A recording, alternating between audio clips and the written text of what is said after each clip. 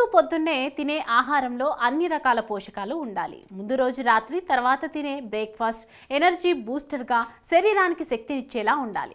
చాలా మంది వివిధ రకాల ఫుడ్ ఐటమ్స్ను ఉదయం అల్పాహారంగా తింటారు. అయితే మిగిలిపోయిన చపాతీలు అన్నిటికంటే బెస్ట్ బ్రేక్ఫాస్ట్ ఆప్షన్ అంటున్నారు పోషకాహార నిపుణులు. సాధారణంగా చాలా మంది రాత్రి డిన్నర్కు చపాతీలు లేదా రోటీలు తింటారు. కొన్నిసార్లు ఇంట్లో ప్రిపేర్ చేసిన చపాతీలు మిగిలిపోవచ్చు. వాటిని తర్వాతి రోజు ఉదయం బ్రేక్ఫాస్ట్గా తింటే ఆరోగ్యానికి మంచిదని న్యూట్రిషనిస్టులు చెబుతున్నారు. సాధారణంగా రోటీలు త్వరగా పాడవవు. అయితే రాత్రిపూట మిగిలిన చపాతీలను నీటిలో లేదా మజ్జిగలో నానబెట్టి తర్వాతి రోజు పొద్దున్నే తినొచ్చు.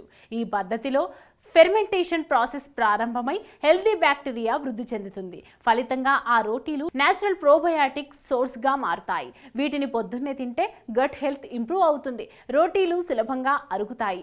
డైజెషన్, రోగనిరోధక శక్తిని పెంచడానికి ప్రోబయాటిక్స్ అవసరం. గోధుమలతో తయారు చేసే చపాతీలు, రోటీల్లో సహజంగానే డైటరీ ఫైబర్ ఎక్కువగా ఉంటుంది. రోటీ నిల్వ చేసిన ఈ పీచు పదార్థం చెక్కు చెదరకుండా అలాగే ఉంటుంది. అందుకే మిగిలిపోయిన చపాతీలు పొద్దున్నే తింటే డైజెషన్కు అవసరమైన ఫైబర్ సమృద్ధిగా లభిస్తుంది. కడుపు నిండిన సంతృప్తి భావన కూడా పెరుగుతుంది. అంతేకాక అవి సులభంగా అరుగుతాయి కాబట్టి మలబద్ధకం వంటి సమస్యలు రావు. ముందు రోజు రాత్రి చేసిన చపాతీలో తర్వాతి రోజు ఉదయం తేమ శాతం తగ్గుతుంది. దీంతో అవి గట్టిపడతాయి. వీటిలో కాంప్లెక్స్ కార్బోహైడ్రేట్స్ ఏర్పడతాయి. ఈ పిండి పదార్థాలు నెమ్మదిగా జీర్ణమవుతూ క్రమంగా శక్తిని విడుదల చేస్తాయి.